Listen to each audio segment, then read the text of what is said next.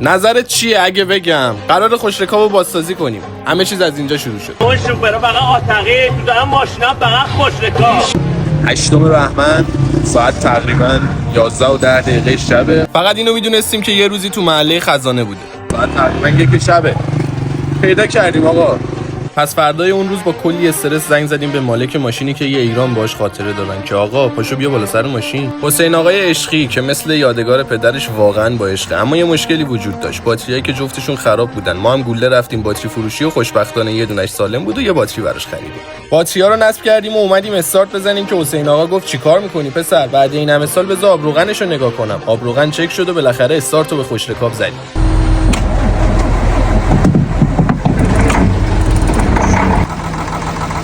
جونم به این استارت پیر شده ولی هنوز مثل جوونیاش رو فرمه. خواستیم راه بیافتیم که فهمیدیم باد یکی از لاستیکاش کمه. پس لاستیک و باد زدیم و خوشرکاب بعد از سالها دوباره آسفالتو لمس کرد. وقتی راه رفتنش رو دیدم دوباره عاشقش شدم. به قول شاعر هیچکی ندیدم تو نخت نباشه. ماشین رو آوردیم تو مجموعه‌مون، مجموعه‌ای که کارش فقط خرید و فروش ماشین نیست. خوشرکابی امانتی از طرف همه راننده‌های زحمتکشمون و ما می‌خوایم بازسازیش کنیم تا دوباره به روزای اوجش برگرده. تصمیم گرفتیم بازسازی رو از فنی ماشین شروع کنیم، ولی یه مشکلی وجود داشت. خوشرکاب بعد از چند دقیقه روشن موندن سرفش می‌گرفت و خاموش می‌شد. آقا پیمان که دستی براتش داشت گفت میدونم ایرادش چیه، فقط برام آچار بیارین. به پمپ سگوش شک داشت. از پیمان اصرار و از خوشرکاب انکار را دستش نبود و نتونست. پس رفتیم سراغ کسی که واقعا این کاره باشه. کف جاده ساقه، مغازه به مغازه و گاراژ به گاراژ گشتیم تا سرنوشت دست عمو سعیدو گذاشت تو دستم. با تجربه و این کاره گفت غمتون نباشه، کارتون رو راه میندازم و رفت تو پروسه اداریش. ما رو هم دعوت کرد به گاراژش. اینجا همه ماشینا قدیمی ان و بازنشست شده، ولی هر کدوم تو روزای اوجشون یه داستانی مثل خوشرکاب داشتن. پسر عموی خوشرکابم دیدیم که حال مساعدی نداشت، پس امیدو بستیم به خدا و برگشتیم شرکت. فردای اون روز حاج سعید زنگ زد که مکانیکو فرستادم. عمو محسن رسید. تجربه تو چهرهش موج میزد، یه دوری دور ماشین زد و گفت این که خوشرکاب خودمونه و رفت بالا سر کار. حدس پیمان درست بود و مشکل خرابی پمپ سگوش بود. عمو محسن گفت جلدی برو یه پمپ سگوش بگیر. نمونه رو برداشتم، فندق آتیش کردم و جنگی رفتم خریدمش و برگشتم. اما محسنم جنگی بعد سر جاشو گفت حالا این پیرمردو بیدارش کن. اینجا هم هماهنگی‌های لازم رو انجام دادیم که خوشرکابو به خاطر مشکل پلاک شبونه ببریم گاراژ. شبونه بردن خوشرکاب به خاطر اینکه برامون مهمه و خطرات زیادی داشت کنسل شد. رفتیم دنبال کسی که بتونه تو مجموعه خودمون کارو در بیاره. رسیدیم به حاج امید شیشه بر که زمین خورده این کارو و کلکسیونی باز. یه گاراژ تعمیرات هم داره. ماجرا رو که از ما شنید گفت غمتون نباشه، تعمیرکارمو میفرستم کارا رو راستوریس کنه. تجربه با عمو یونسه که معنا پیدا میکنه. یه سابقه 30 ساله تو نمایندگی داف. فلفور ایرادای خوشرکابو پیدا کرد و گفت چند تا از شیلنگا که تعطیلن، تسمه دینام و تسمه واتر پمپ هم باید عوض شه. یه دورم دور خوشرکاب زد و فهمید ماشین دیر باد پر میکنه و شلنگ هواکش بیرون هم پارگی داشت. مشغول لیست کردن وسایل خرید بودیم که حاج امید رسید. لیستو کامل کردیم و مهدادم یه ماچی از خوشرکاب کرد و راهی شدیم. بالاخره همشهریشونه. همه شلنگا و تسمه‌ها رو خریدیم و ساعتی بادو دادیم برای سرویس. فقط لوله هواکش بیرون موند و لوله سوپر. آتیشی رفتیم بالا سر پسرعموی خوشرکاب و لوله هواکشو گرفتیم و برای لوله سوپر تا رشت هم زنگ زدیم. گفتن آقا کمیابه نگرد نیست. فرهاد به جمعمون اضافه شد و مشغول بستن شلنگا شدیم. ما هم روغن و ضد یخ از خدمات مجموعه‌مون گرفتیم و عمو یونس توریا رو با گازوئیل شست و وقتش رسید یه حالی به خوشرکاب بدیم. خوشرکاب روغن و ضد یخ و نوش جان کرد و میریم برای استارت بعد تعویض روغن. همین هنگ بود که تو دلم گفتم آتقی کجایی ببینی خوشرکاب داره به روزای اوجش برمیگرده و قرار بازم دلبری کنه. تصمیم گرفتیم برای اینکه کارهای خوشرکابو زودتر تموم کنیم چند تا کارو با هم شروع کنیم. پس حاج امیدم نقاش و اتاق ساز و باتری ساز رو هماهنگ کرد تا بیان ماشینو ببینن و ایراداشو بهمون بگن.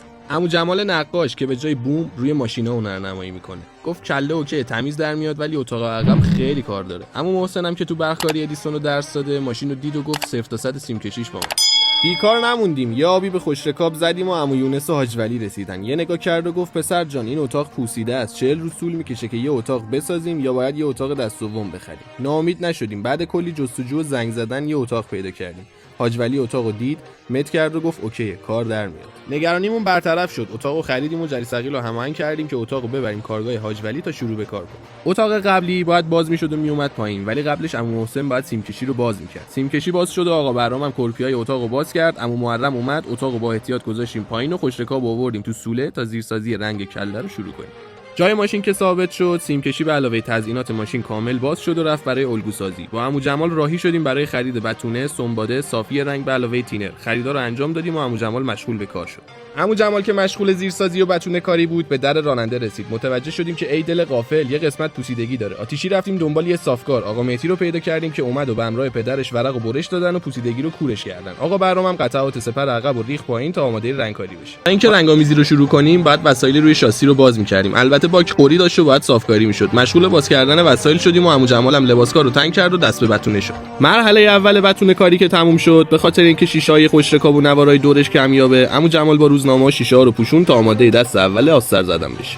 خوشرکاب اومده دکلوره کنه. دکلوره کرد. دست اول آستر زدن که تموم شد، عمو جمال دوباره دست به بتونه شد که یه موقع چاله چوله رو بدنه نمونه. بعد بتونه کاری نوبت دست دوم آستر شد که اینجا جا داره بگم خانم آقایون پلنگ صورتی اینجاست. باکو بار زدیم، عمو جمالو برداشتیم که رنگ بخریم، تو مسیر باکو گذاشتیم باکسازی تا قریاشو صاف و صوف کنه. عمو جمال هم که حساس‌تر از ما. چند تا رنگ فروشی رو گشتیم، تست کردیم تا رنگی رو پیدا کنیم که دل اوستا رو ببره. بالاخره پیدا کردیم. رنگ اتاق عقب و بقیه لوازم هم گرفتیم که کارو ادامه بدیم.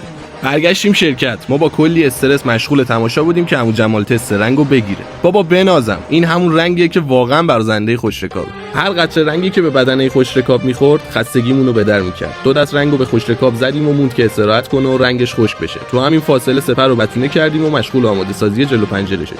خروس خونه فرداش حاج امید و عمو یونس و آقا ضیا اومدن که کفشای خوشرکابو در بیارن تا یه رنگ نقره‌ای مشتی هم به رینگاش بزنن. با کلی مشقت و خشونت خوشرکاب به جک و تخت چوبا تکیه کرد و دل از کفشاش کند. همونطور که تو قسمت قبلی دیدی عمو ضیا و آقا فرهاد سخت مشغول در آوردن رینگا شدن. چند متر اینورتر هم عمو یونس و عمو جمال مشغول کندن برچسبای گارد پشت بودن که انقدر سمج بود مجبور شدن از آتیش استفاده کنن. تو همین فاصله ما هم با عمو محسن تیم شدیم که برای شروع سیم کشی وسایل بخریم. خداوکیلی اندازه ساختمون 4 طبقه برای خوشرکاب سیم خریدیم. برگشتیم شرکت رو دیدیم آقا برام جانانه مشغول شستشوی شاسی و گازوئیل. خیلی‌ها تو کامنت ها میگن چرا شاسی رو رنگ نکردین؟ شما این شاسی رو ببین، به نظر رنگ لازم داره. بعد اینکه شاسی یه روز کامل تو گازوئیل خیس خورد، وقتشه که آبو به ترکیبمون اضافه کنیم. شاسی کارواش شد و وقتش رسید که رنگ رینگا رو پاک کنیم. پرها با زحمت پاک شد و آستر زدیم. به رینگای عقب رسیدیم که انقدی بتونه و زنگ زدگی داشت که اوس شمال زنگ زد که ببریم برای سنبلاست. اما سنبلاست چیه؟ فشار هوا با شدت بالا شن رو به آهن میکوبه که نتیجهش میشه این. رینگا سنبلاست شد، بار زدیم که بیاریمشون شرکت و وسط رباک هم تحویل گرفتیم که اوس شمال روش هنرنمایی کنه. یه دست آستر و دو دست رنگ مشتی به رینگا زدیم تا مثل اون قدیما زمونه آتقی مثل الماس بدرخشه. خیالمون که از رینگا راحت شد، رفتیم به آجولی سر بزنیم که دیدیم استیلای اتاقم نصب کرده و باورم نمیشه این چند تا تیکه استیل بالای نیم تن وزن داره. این از اون قسمتاست که خودم عاشقشم. خریدن لوازم. بعد گشتن لوازم فروشا عمو محمد رو پیدا کردیم که قدیمی بازه و از چراغای روی سقف و تا راهنما رو ازش خریدیم و اومدیم. عمو جمال کار صاف و صوف کردن و رنگامیزی گارد پشت رو انجام داد که نتیجه شد این. سپر جلو هم بعد از مشکی به قرمز تغییر پیدا می‌کرد که رنگامیزیشو انجام دادیم و باید بگم که الحق رخ خوشرکاب به کل تغییر کرد. فردای اون روز همراه با آواز خروسا عمو محسن رسید که کارهای سیمکشی رو شروع کنیم. با وسواس بسیار سیمکشی گارد پشت رو انجام دادیم و نوبت نصب راهنماها شد. باک، جعبه، رکاب و مخزن باد باید سرمه‌ای می‌شدن. زیرسازی و کندن برچسب‌ها رو استارت زدیم. عمو جمال دست به بتونه شد تا به قول خودش رنگ روش بخوابونه. همونطور که تو قسمت قبلی دیدین سیمکشی کله رو استارت زدیم و عمو محسن مشغول بافتن سیما شد. تو همین حینم عمو جمال مشغول کندن برچسب‌های شلگیر و زیرسازی گلبخشونا برای رنگ شد. از اونجایی که کار رنگامیزی رینگا تموم شده بود، آقا برام به جمعمون اضافه شد تا یه حال اساسی به لاستیک‌های خوشرکاب بدیم. عمو محسن کارش تموم شد، افتادیم کف جاده ثابت تا برای گارد پشت خوشرکاب ورق آلومینیومی و چراغ بخریم.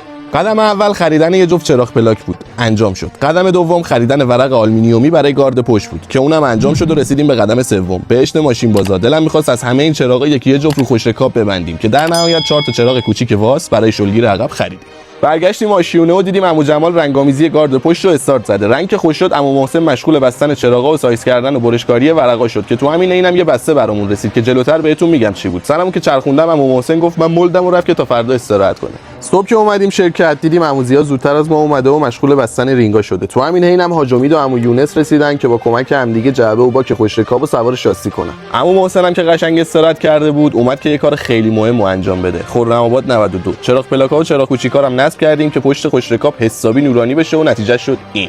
اما بسته‌ای که به دستمون رسید 2 تا رنو 5 رو بی سپر کردیم تا خوشرکاب زیر سپردار بشه. سپرها رو سایز کردیم که عمو محسن گفت میخوام یه اعترافی بکنم. سلام، من باتیساز هستم ولی سپرسازی دارم، خواهشاً به کسی اعلام نکنید. ممنون.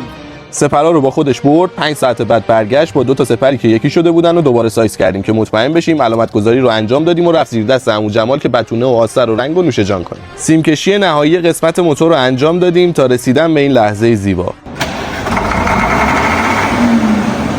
که آقا پیمان گفت فقط یه خرم آبادی باید بشینه پشت این ماشین. خوشرکابو با کلی ناز و اشوه از آشیونه خارج کردیم و آتیشی اتاق از حاج ولی تحویل گرفتیم و با کلی مشقت و ریسک بالا تو آشیونه رو خرک زمین گیرش کردیم. فردای اون روز حاج امید و عمو جمال اومدن، تیم شدیم که کسری رنگمون رو تکمیل کنیم. رنگو خریدیم و برگشتیم شرکت که دیدیم آقا اسماعیل و تیمش اومدن که داخل خوشرکاب صفرشویی کنن. همونطور که تو قسمت قبلی دیدین کار صفرشویی خوشرکاب رو استارت زدیم. قطعات داخل و صندلی‌ها رو از داخل اتاق بیرون آوردیم که کار تمیز در بیاد. کف و سقف و ستونا رو به علاوه داشبورد با فرچه و مواد نانو با وسواس بسیار صفرشویی کردیم. حدوداً 4 ساعتی زمان برد و نتیجه شد این. همزمان با صفرشویی اما تو آشیونه کارهای زیرسازی و بتونه‌کاری اتاق شروع کردیم تا از رنگ سبز به قرمز خوشرکابی تغییر بدیم. گرم کار بودیم که آقا اسنپیه اومد. حالا چی بهتر از این که لوازم آبکاری شده خوشرکابو برامون آورده بود. لوازمو تحویل گرفتیم و غرق تماشا بودیم که جلوتر بهتون میگم جزئیاتش چی بود. چند ساعتی گذشت که بتونه‌های اتاق خوش بشن و آقا برام همیشه در صحنه یا به مشتی به اتاق بزنه که آماده آستر زدن بشه. اما سورپرایز این قسمت، رد دراگون اینجا سنگین ترین قاب کامیونی سالو مشاهده میکنید. خاص‌ترین ماشین ایران در کنار خاطر انگیزترین ماشین که کاش خوشرکاب آماده بود و یه استخونی سبک می‌کردیم. اما عیبی نداره، باشه برای یه وقت دیگه. 24 ساعت گذشت و وقت نصب زیرسپر و چراغاش رسید. با احتیاط فراوان زیرسپر رو نقطه‌های علامت گذاری شده بستیم که فیس ماشین به کل تغییر کرد و عمو محسن هم یه پیام براتون گذاشت. I love you محسن سپرساز. بعد بستن زیر سپر نوبت نصب موشکی‌های سقف رسید. سوراخ‌کاریاشو با دقت انجام دادیم، بوق سقفی‌ها هم پشتشون نصب کردیم که یه همچین جلوه‌ای رو به خوشرکاب داد. اما همچنان تو آشیونه کارهای اتاق ادامه داره و زیر اتاق رنگ مشکی و داخل اتاق آبی شد. کارهای خوشرکاب با سرعت در حال انجام شدن بود و ما هم دلو زدیم به جاده ثابت تا تابلو تاجو که از قبل سفارش داده بودیم و تحویل بگیریم. هر چقدر از زیبایی این تابلو بگم کم گفتم. بگو ماشاءالله، تابلویی که منو یاد قدیما میندازه و مرام و معرفت ازش میبره. تابلو رو که آوردیم، آثار اتاق ساخته شده بود و تو مرحله پاشیدن روی اتاق بود تا اتاقم تبدیل به پلنگ صورتی بشه. حاج امیدم که مثل ما حواسش به خوشرکاب هست، تو روزی کارو با خودش آورد که کارو در بیاره. ولی متاسفانه گفت کار من نیست و از پسش برنمیام. حاج امیدم صندلی رو برداشت و گفت قصه نخورید، خودم یه استکار دیگه براتون هماهنگ می‌کنم. آخر وقت اون روز بوق دندرقب خوشرکابم نصب کردیم و اگه به من بود براش دوربین دندرقبم نصب می‌کردم. فردای اون روز عمو محسن زودتر از ما مشغول کار شده بود و کاسه چراغای ماشین رو که کدر شده بود شسته بود و نصب کرد تا خوشرکاب مثل بچگیاش دوباره چشم جهان گشود. رنگ اتاق ساخته شد و دست اولش قطره قطره به اتاق تزریق شد و تا یه همچین صحنه زیبایی رو شاهد باشیم. سرمو که چرخوندم دیدم حاج امید خوشقول با عمو یونس و آقا تودوزی کاره اومدن که ماشین رو از نزدیک ببینن و کار تودوزی رو استارت بزنیم. اونطور که تو قسمت قبلی دیدین آقا تودوزی کاره اومد و کارهای تودوزی خوشرکاب رو استارت زدیم که مرحله اولش اندازه گرفتن قسمت‌های داخلی بود که با دقت بسیار مشغول شدیم. سانروف با موفقیت باز شد، اندازه‌های سقف زده شد و رسیدیم به پشت کابین. تودوزی قبلی رو باز کردیم که به عنوان الگو استفاده کنیم. آقا تودوزی کاره نمونه‌ها رو به علاوه صندلی رو با خودش برد تا یه ترکیب رنگ قرمز سرمه‌ای خوشگل روشون پیاده کنه. اما قبل اینکه تودوزی نصب بشه باید سیمکشی سقف خوشرکاب تموم میشد. زمین بازی عمو محسن فراهم شد و آفتاب غروب نکرده به جمعمون اضافه شد و از گوشه‌های کابین برای موشکی‌های سقف سیم رد کرد و برای بوق سقفی‌ها رابط گذاشت. بعد از اینکه کارهای داخلی خوشرکاب تموم شد نوبت نصب میله‌ای روی سپر رسید که آسمون هم نفهمیدیم چش بود و شروع به باریدن کرد. ولی عمو محسن گفت ما پروتر از این حرفاییمو کم نیاورد تا یه همچین صحنه زیبایی رو خلق کنه. فردای اون روز با یکی از زیباترین صحنه‌ها شروع شد. نصب تودوزی سقف خوشرکاب که نه سورمه‌ای نه مشکی، به قول خارجکی‌ها میدنایت. برشکاریاشو انجام دادیم، چسب و با وسواس زدیم و این شد نتیجهش. اما نباید از اتاق غافل بشیم که دست اول رنگو خورده و نوبت تسمه‌های پایین و لوله‌های بالاشه که سورمه‌ای بشه تا به یه همچین شکلی در بیاد. تو هوای گرم بیرون همچنان عمو محسن مشغول بستن چراغای روی میله است تا کم کم خوشرکاب روح خودشو پیدا کنه. دمدمای زور بود که حاج امید با یه ماشینی اومد بهمون سر بزنه که کل ایران باش خاطره دارن و دست کم یه بار سعی کردن چپش کنن ولی نتونستن. تو همین حینم آقا تودوزی کاره صندلی به بغل وارد شد که برق از کلمون پرید. اندازه‌های کف کابین زده شد و 90 پارچه‌ها برش خورد و با تلاش 3-4 ساعته تودوزی کف خوشرکابم فیکس شد تا داخل ماشینم مثل بیرونش جون بگیره و دلبری کنه. اما نوبتی هم که باشه نوبت نصب چراغای رو سپره که سوراخ‌کاریاش انجام شد. عمو محسن دراز شد، پایه‌هاش صفر شد و این شد نتیجهش زیبا، خوش رنگ با اصالت. هوا کشم که از آبکاری اومده بود باد گرفتیم، تمیز شد، چارپایه رو کاشتیم و سر جاش نصب کردیم، چراغ روش هم تست کردیم که دیدیم اصلا خوراک خودشه. همونطور که تو قسمت قبلی دیدین هواکش و چراغ روش هم نصب کردیم و خوشرکاب رفت برای استراحت. اما فردای اون روز از آشیونه با لکه‌گیری از رنگ اتاق شروع شد.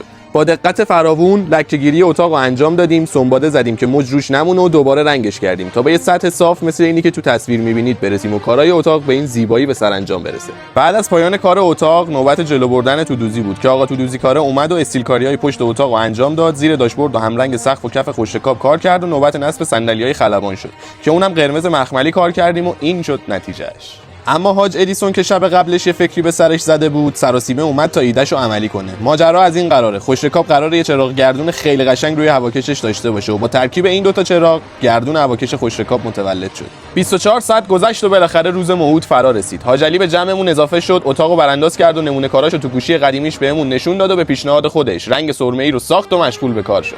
با ظرافت بسیار الگوها رو پنگ کرد، دونه بدون خطای اتاقو با دقت و صبوری کشید و رسیدیم به درای پشتی. داف عشقی و این یه بیت شعر معروف که با خلق این زمانه یک سلام و والسلام.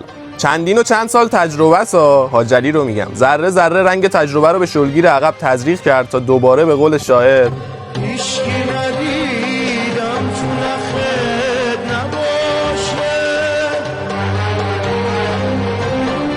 خاطر بازیامون تموم شد. خوشرکاب رو روشن کردیم و باهاش یه دوری توی پارکینگ زدیم و حسین آقا با بادسانش اومد تا تیکه‌های پازل رو به هم بچسبونیم.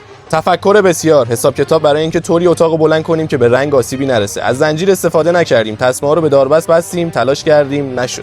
1 ساعت و نیم روش‌های مختلف رو امتحان کردیم، نشد که نشد، ولی تسلیم نشدیم تا نیروی کمکی رسید. آقا پژمان وارد شد، با 2 تا جری ثقیل از جلو و عقب اتاقو بلند کردیم و به هر نحوی که بود رو خوشرکاب سوارش کردیم. الانم تا خوشرکاب در حال حموم کردن منو فالو کن، چون تو قسمت بعدی قراره که خیلی تغییر کنه.